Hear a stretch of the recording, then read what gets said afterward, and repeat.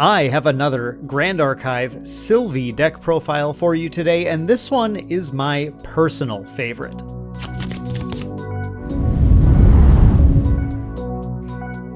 What's up everyone, it's Dan with Main Deck, and as I said in the intro, welcome to another Grand Archive deck profile specifically for Silvie Slime Sovereign, my new favorite champion. This is the second one we're doing. We will have a water deck profile coming soon as well. Not sure, it'll either be next week or the following week, but that one needs just a little more cooking. But this is one that I've been playing a lot, and as I said, this is my favorite Silvie deck profile right now. I love this deck. I love playing this deck so much, and there is even a lot of choice and a lot of change you can do to this deck, especially in the material deck and the Divine Relic you play, that kind of stuff. But let's just get right into things. First of all, this is not a cheap Silvie deck. The Firestorm deck that we posted last time is a lot more cost effective to play. So if you're on a budget, I recommend that one. If you have like a full set of the game or you're willing to buy whatever it takes to play a good Silvie deck, then this deck does have a number of cards, things like Academy Guide, Beseech the Winds, that are just a little more expensive ones, Vampiric Slime too, ones that are more expensive to get. There are alternatives. I'll talk about this as I go, but let's just jump right into things and explain everything to you guys. So Spirit of Wind, we're playing Wind Silvie in this profile. Spirit of Wind, of course, we want to draw 7 cards. You can use, in this deck, you can use the Fragmented Spirit of Wind, the new one if you want to. Not something we've experimented quite enough yet, I think, but having 7 cards in the early game is really good for being able to play, especially in this one, to play a lot of particular cards that can draw more cards and kind of get your deck velocity going right away. So I do like having the 7 cards right away, but Fragmented would be an interesting thing to try too, I think. I just don't know if you need the Glimpse that much. A lot of this deck just kind of rolls well. It works well. Silvie level 1, Silvie level 2. These are the same Silvies we always play. If you are new to the Silvie game, what you want to know about this, level 1 is the next animal or beast card you activate this turn is going to come in with an additional buff counter on it. So it's going to make your animals and beasts bigger, and we'll talk about what that can really do for you, practically speaking, in a little bit.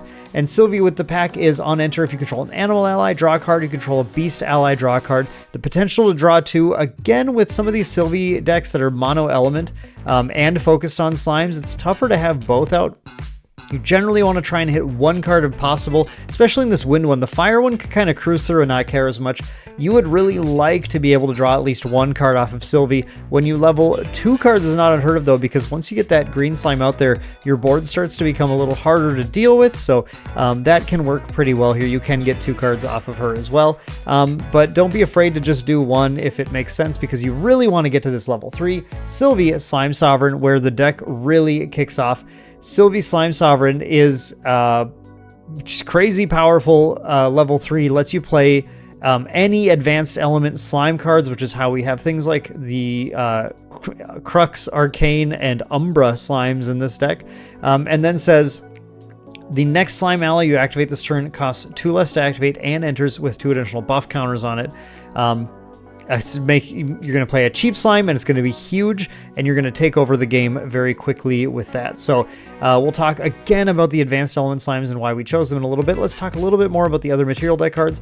We have Beastbound Boots in here just because there are a lot of spells, including other slime decks, that you want to be able to stop. Remember, Storm Slime's damage is as a spell, so any source you have to gain Spell Shroud is going to be really good. So I like having the Beastbound Boots and these Silvie decks in the main deck right now, as well as just dealing with things like Rye and Merlin. Safeguard Amulet, exact same thing. Silvie is able to take down the ally-focused decks pretty well because her allies are bigger and better, and they will control the board, especially in this wind deck. So I don't mind slotting more cards in my material deck to deal with spells and stuff that I have a little bit of a harder time dealing with. So I like the boots and the amulet here, but you could totally replace one of these for a Terrafring based on your meta if you think that makes more sense, or a Viridian Protective Trinket is another good option if you have a lot of water decks running around. But yeah, that's totally your choice. Now, this is totally my choice, and I still think this is probably the best choice in the wind deck, but in particular. But for your Divine Relic, we're playing Temporal Spectrometer here. You can totally play Quicksilver Grail like we did in the Fire, and like we will in the Water deck as well. Quicksilver Grail, like I said in the Fire video, is so good with these Terra cards. It's absolutely nuts. Temporal Spectrometer, though, in Wind is just so nice. This allows you to tick it up with time counters and then spend it to pay the cost to level to one of your 2 or 3s. It's typically what you're going to do with it. However, if you don't, if you level up faster than that, you don't have a chance to put the Spectrometer out, you can still use the Spectrometer to get 1 time counter to pay for something like your Verdant Scepter. I found that actually quite useful, or a Tithe Proclamation as well. We'll talk about that in a sec.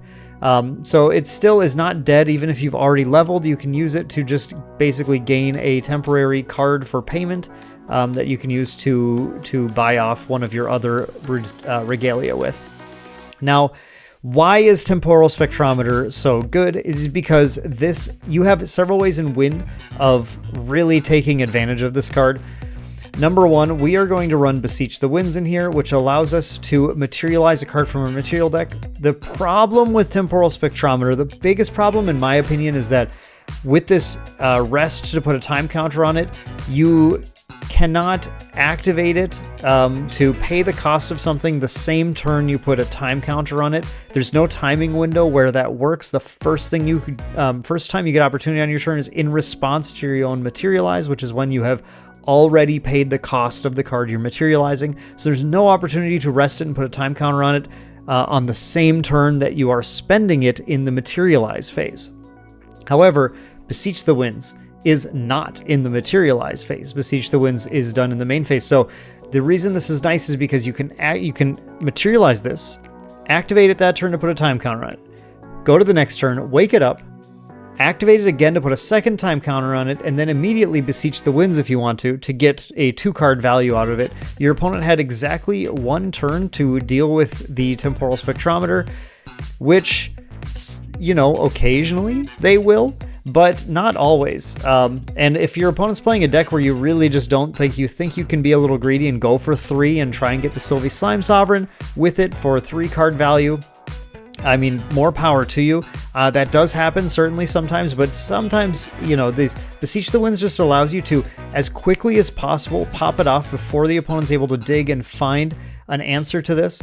And another thing that's going to happen is with this deck in particular, you're going to be pushing some powerful slimes in kind of this mid game where the opponent won't necessarily feel like they even have time to take a moment to deal with the Temporal Spectrometer, because if they do, you could just keep smacking them with your Limitless Slime or something, and well, they'll just lose the game that way instead. So there are a lot of these I feel like they're win-win scenarios with Temporal Spectrometer. The only situation where this is really dangerous is if you willy-nilly just kind of go to 3 counters and give your opponent plenty of time to respond to things, and your opponent's playing a deck where they're like running things to deal with it, which isn't always the case anyway.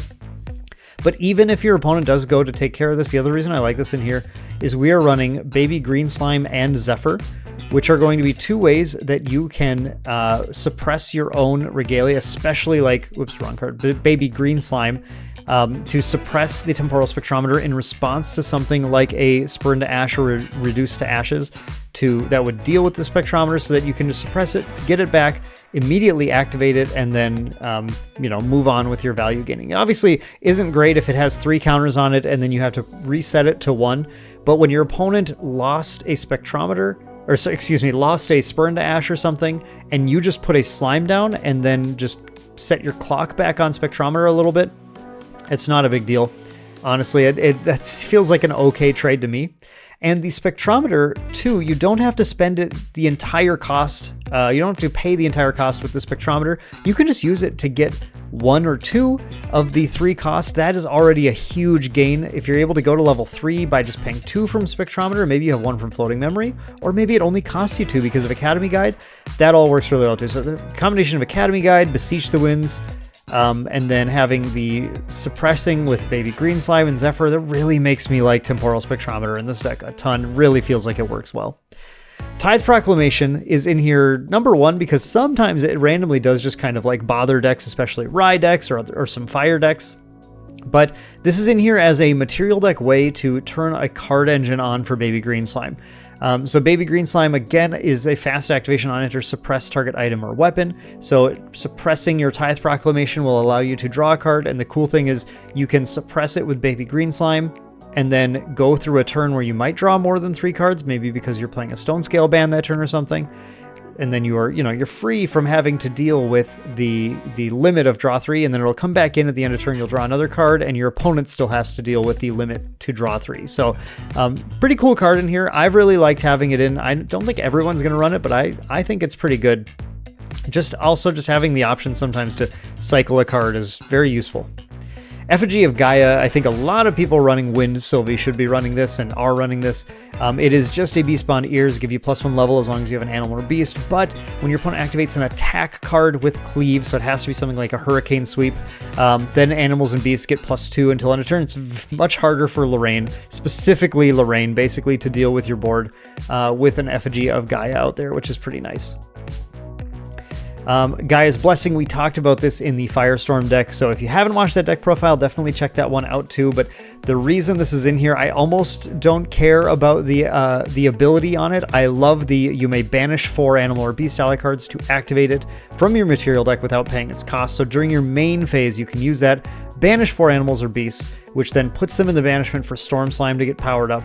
I'd say in this deck, though, in particular, I do rather like being able to play animals and beasts from the top, because we are really just trying to accrue value. Sometimes you're just, with Wind especially, you're just kind of grinding out a long game. Gaia's Blessing is some unparalleled long game value, where as long as you see animals and beasts on the top of your deck, you can keep playing them and just play them straight off of the deck. I've seen my opponent, I had a baby green slime sitting on the top of the deck that I could fast activate, and they just don't like that, and they'll immediately, I've been Primordial Ritualed, targeted with Primordial Ritual just to mill the baby green slime off the top, so that I didn't gain access to it with it, which is cool, because then it's in the discard and you can banish it with if you sorry, not the baby green slime, but if you hit other floating memory, like a floating memory slime, you can then banish that to play a Tithe or something. So yeah, it is pretty powerful effect being able to play slimes from the top of your deck. It's a card that just is doing so much work, and I think its price is going up right now too, which makes sense because this card has been, I think, just absolutely insanely powerful in these slime decks. Stone Scale Band, another card that has been excessively powerful in here. Again, setting up the slime allies in the discard pile to banish for the Blessing to power up the Storm Slime. It's this little combo thing that we have going on, but this fast activation too. This fast activation can be really, really powerful. Putting in things like Ethereal Slime, Storm Slime, or Vampiric Slime at end of turn, so you can like get, make sure it's safe, get a crack in with it. But I really like the Storm Slime at fast speed to just nuke your opponent when they're in response to them playing perhaps a protection spell or something very, very powerful.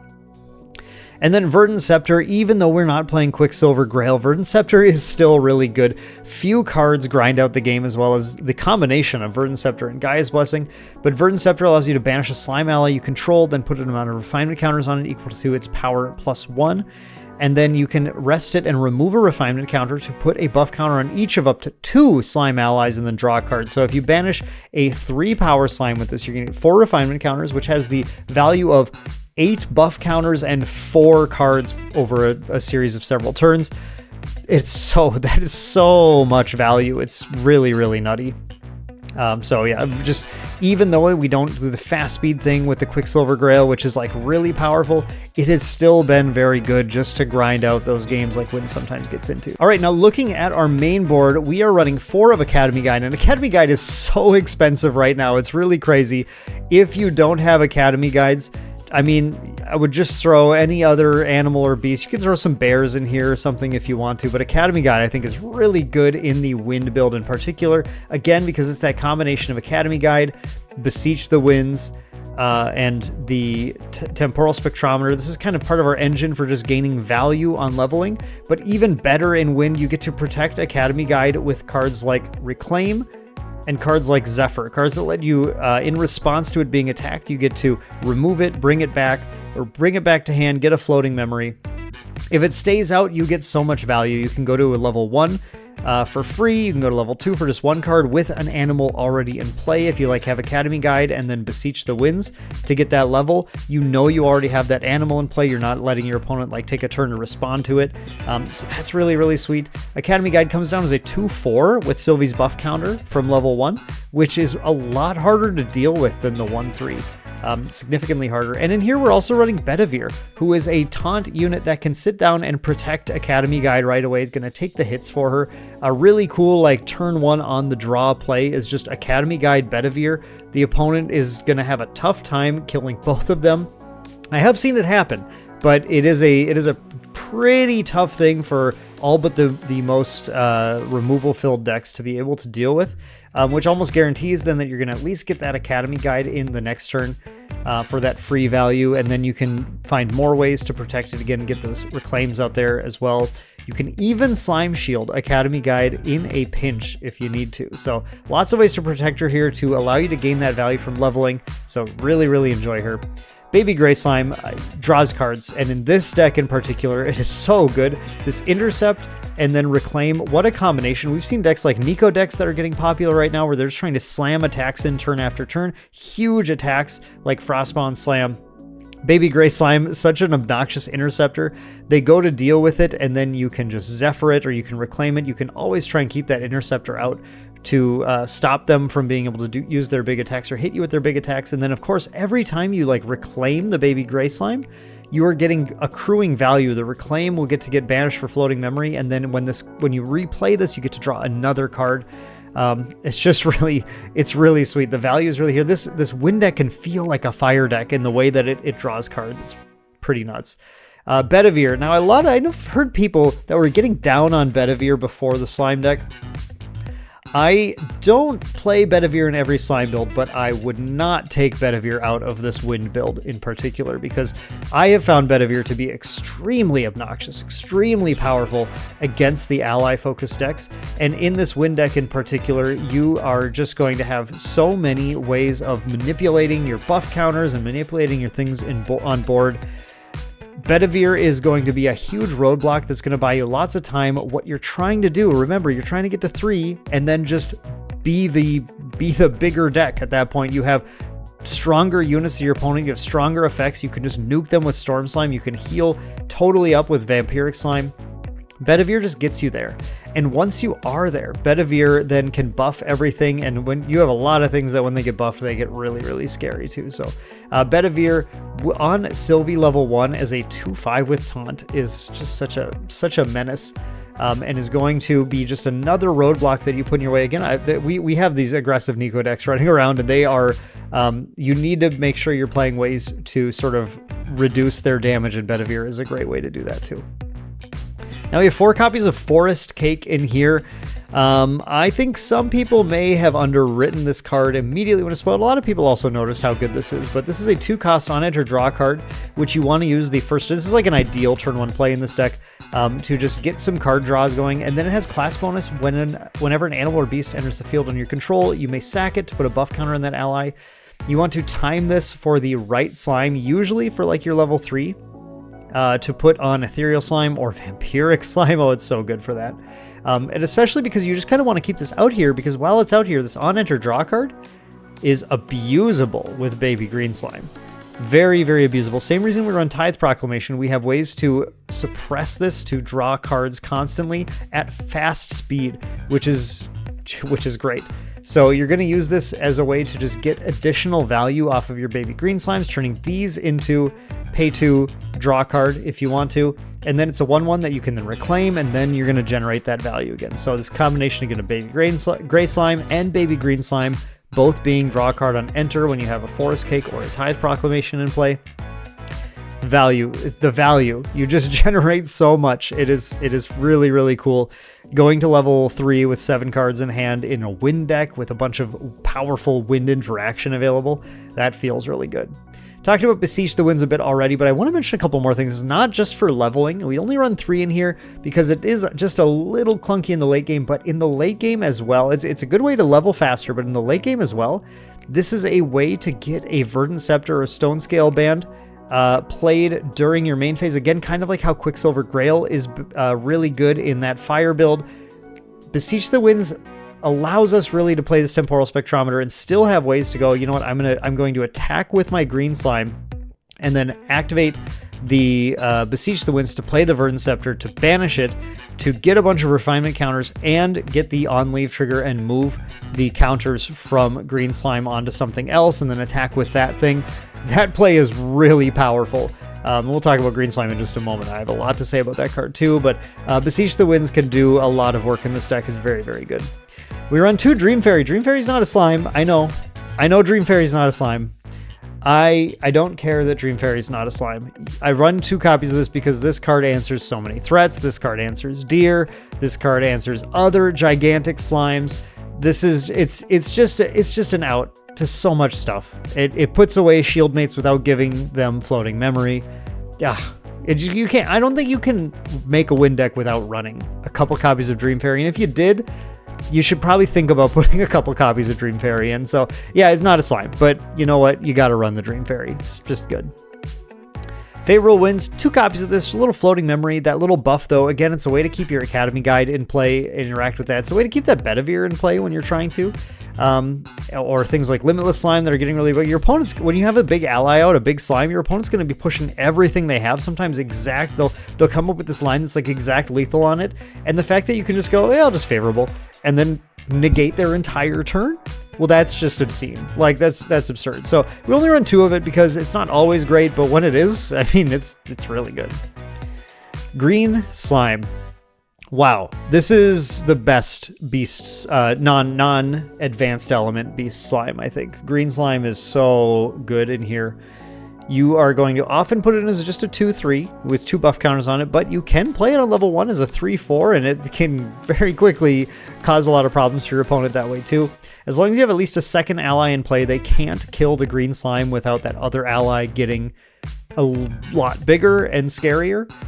So things like Green Slime, Bedivere are like boards where the opponent has to deal with the Green Slime for sure, or has to deal with the Bedivere for sure before they get rid of the Green Slime, but you are in control of this because once you have the Green Slime and one other ally out, you can hold up Reclaim, you can hold up Zephyr, and you can use this Green Slime to your advantage. They go to attack the Bedivere because they have to, because it has Taunt, and you go, yeah, you know what? I don't want that to happen. I'm going to Zephyr my Green Slime, suppress it, move its counters onto Bedivere. Now you don't have enough damage to kill it. Then the Green Slime comes back and gets 2 more counters again. And the Bedivere is just gigantic and hard to deal with now. Attacking with Green Slime once you get that Pride online, and then Zephyring it or Reclaiming it to move the counters onto another one of your slimes, and then attacking with that. That's a classic strategy. That works so well. Green Slime, like I said, with the Verdant Scepter, wow, that is really good too, because it's going to not only move the buff counters, but it's also going to get the refinement counters. It's just, that's so good. So yeah, I highly recommend lots and lots and lots of Green Slime strategies here. Green Slime is just very, very powerful. Reclaim, we've talked about this a ton, but this is a 4 of in here because this deck just does so much good stuff with Reclaim. It works so many miracles in here, from moving the counters from Green Slime to saving your Academy Guide, saving your Bedivere if you want to, saving your Baby Gray Slime and Baby Green Slime to accrue extra value with those. Nuts card. Slime's Blessing, another 4 of in here. This card is a combat trick that always screws the opponent up, especially if you have Limitless Slime in play. Oh, I skipped Limitless Slime. I'm so sorry. Limitless Slime. I mean, what's there to say? It's the best floating memory ally in the game. It has floating memory, and it can become big enough to take down a Deer. It gets huge. It gets absolutely huge. It's good in the early game. It's good in the late game. The biggest flaw in this deck is we don't have a way to sack it, but who cares? It's just going to get huge instead. Especially Slime's Blessing is a crazy combat trick with Limitless Slime, because it allows you to put a level counter on yourself, which can level the level you up to 2 to turn on the Limitless Slimes +1/+2 and put a counter on it. So when you have a Slime's Blessing and you are just level 1 and you have the Limitless Slime in play, they go to attack it. They're not attacking a 1/1, they're surprise attacking a 3/4 instead, and that might just completely screw their math up. Plus, you can put 1 more counter on something else, or you can just use this to put 3 counters on 3 slimes if you want to, and that's certainly a way to push a lot of damage really fast too. It's effectively then a 2-cost +3 damage that turn spell, which is not bad. That's not bad at all. Slime Shield, one of the other cards that you kind of run the wind version for. The Slime Shield is a very, very tricky 1 cost, prevent the next 3 damage to be dealt to something. You can use this to prevent damage on your Bedivere. You can use it obviously to prevent damage on face, which can be just what you need to save yourself from lethal. And it also puts buff counters on slime. So if you use it on a slime to protect it, it's actually going to prevent, like, it's going to be a 4 damage buff to that slime that turn. Instead, prevent 3 and then +1 health as well. So yeah, really, really powerful card. Zephyr, we've talked about that a lot as well, but suppressing all the things that Reclaim is good at doing, Zephyr is good at doing too, except you can use it on your opponent's stuff as well. And there are a lot of decks that Zephyr like really, really screws up in here. But I haven't even talked about some of the other benefits of Reclaim and Zephyr with our advanced slime. So we'll talk about that in a sec. But as far as using this against your opponent's stuff, you can use it to obviously blink their weapons when they go for certain attacks. Ranger hates dealing with Zephyr. There are also some strategies people are trying, using like the potions to put 1,000,000 buff counters on their units, and Zephyr completely disrupts that. It can get rid of Deer for a turn. It can get rid of a gigantic limitless slime that your opponent has if you're facing mirror matches. One of the reasons I love Wind is that Zephyr and some of these other shenanigans make it so robust. You have answers to lots and lots of different decks just built into the deck, which feels really good. Now we still are going for wins with Storm Slime because Storm Slime is insane. It does 1,000,000 damage. Not quite as insane as it gets in the fire or water versions, but it still does a ton of damage. It's still worth playing for sure. 2 cost 3/1 that gets bigger and bigger and does lots of damage on enter. Yeah, of course we're going to play this thing. And then on death lets you banish some more slimes potentially and draw some more cards. But it's so good in here with Reclaim. I have to mention something. I'll mention it actually when we talk about these sideboard cards. It's going to come up here, but there are some play you need to know about with Storm Slime, about how to interact with your opponent's stuff. Ethereal Slime, also, again, with Reclaim, it's going to draw extra cards, a lot like Baby Green Slime and Baby Gray Slime, but it has a limit because you have to banish a Tamer card each time to do that, but we do have a lot of Tamer cards in the material deck, so you'll know whether or not you have to usually when you see it, but a great card to play off of Silvie level 3 becomes a 5/5 that draws a card, has Stealth and True Sight. Really hard to deal with. Now, we talk about these Forest Cakes and when you want to use them. Ethereal Slime is a great unit to use it on. Another one that's amazing is Vampiric Slime. This card has done a lot of work in this deck. Seems kind of innocuous, but when it's the first slime you play off of Slime Sovereign, it is a 4/4. Then it has on hit recover 4. We'll talk about the sideboard in a little bit so you get a little hint of what's coming on here. But yeah, it's really good with the Forest Cake, so you can make this a 5/5, 6/6. And when you're talking about like you suddenly have a free 6/6 that is going to heal 6 when it hits something, that swings the game in your favor so fast. We're talking like Luxem level of swinging the game in your favor and being difficult to deal with at that point. So it's very, very powerful. So I've been really impressed with Vampiric in this deck in particular. So that's the main board. Now let's talk about a few things on the side because there are some important things in here. Beast Spawn Pause is, again, just a way to deal with stealth. Your opponent's going to be trying to vanish from sight or hide in a bush or something. You can bring this in to make sure you can get damage through. Or if you really have to get rid of Dream Fairies or something annoying like that, you can bring it in. Covenant of Thorns, again, not quite as good as when you have Quicksilver Grail, but still really good against Tristan. Really good against Merlin. Just ways to deal with really problematic things. Or putting on your opponent's stuff so that they just can't deal damage to you while you try and build up your monster slime to deal with them. That's really, really strong. Okay, so Bestial Frenzy, the Ultra Edition Tamer card. This guy is in here specifically. I mean, it does work great with Ethereal and Storm Slime. That's fine. It can do lots of damage. It's here specifically for Vampiric Slime. Because, yes, I have healed 36 in one attack with this card. I barely survived against allies with a Slime Shield. They went for lethal. I had the Slime Shield. It kept me at 1. They had 5 allies in play. I played a Vampiric Slime. I buffed it. And then I used Bestial Frenzy on it. And I swung for 6 damage on all 5 of their allies and their champion with that cleave and healed 36 back. And that game was impossible to lose at that point. So it's really good. If you're going to see any ally decks or Tristan decks actually too, you can, with the buff counter access you have in here, you can definitely get to that 7 damage threshold where you can take out a Shadow Clone army with Bestial Frenzy on a Vampiric Slime and fully heal yourself, and that feels really good too. So it's a pretty cool card to side in, I think, for the right matchups. One more Slime Shield just for when you need to deal with more damaging spells and that kind of stuff.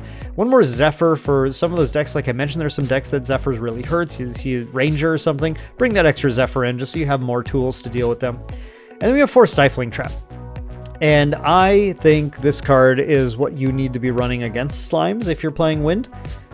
This is in here mostly as anti-slime tech. It can be used against things like Dungeon Guide as well. But against slimes, this is able to negate their Storm Slime triggers. That's the big thing. Now keep in mind, so this deals 2 damage to target ally, then negate all on-enter triggers from that ally. So the way Silvie Slime Sovereign works is that the slime enters with 2 additional buff counters on it, so there's no opportunity for that 2 damage to be lethal on the first slime that they play, because all of these slimes become too big with the 2 buff counters. However, you can still negate Storm Slimes on enter. You could negate Ethereals on enter. I don't know if that matters that much. And after the first slime, you'll be able to, of course, negate and kill most of these slimes depending on how they're playing them. But there's counterplay to this, and that's where Wind comes in. That's where Wind, I think, is really good. So Wind against Wind is actually better against Stifling Trap than Fire or Water for one particular reason, which is the way Stifling Trap is worded. Stifling Trap is worded as you deal the damage to target ally, then negate all on-enter triggers from that ally. So Stifling Trap is an action card that has 1 target. And the way targeting works is if a card attempts to resolve and all of its targets are gone, the card completely fizzles and has no effect. So if you're playing a Storm Slime and your opponent Stifling Traps the Storm Slime, in response you reclaim the Storm Slime in response to the Stifling Trap. Then the Stifling Trap will attempt to resolve. It has no targets, so it totally fizzles. And now Storm Slime's on-enter trigger will resolve because the Stifling Trap fizzled instead of negating it. So this gives the Wind deck a lot of built-in resiliency at dealing with what I think is one of the best ways of countering it right now. Yeah, so that's why we're running that card. There are other cards you can run sideboard. As I always say, sideboard is totally dependent on your local metagame and everything. So go ahead, adjust it however you want to. But I wanted to include that because I do like running it to be able to deal with other slime decks as well as some random other things. But against slime decks, Wind is actually one of the most resilient against the Stifling Trap itself too. So I thought it'd be fun to include that little tidbit in there for you to explore in your gameplay. But otherwise, that is our Wind Silvie Slime deck. I don't think I ever went through how you play this deck, but I think I said you go to level 3 and you play big slimes, and that's what you do. Once you get to level 3, you want to use your Stone Scale Band to discard slimes from your hand, from your memory specifically, to draw more cards, and then banish them with Gaia's Blessing to be able to play slimes from the top of your deck, and then your Storm Slime gets really huge.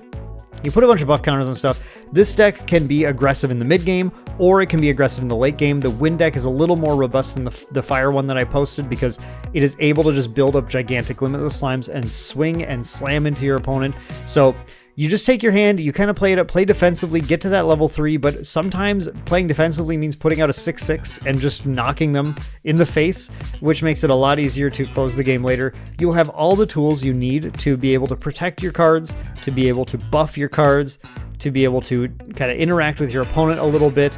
If they play Terrafring, use Baby Green Slime to suppress it at end of turn so that it's not in play at the Recollection step so that you can attack for free.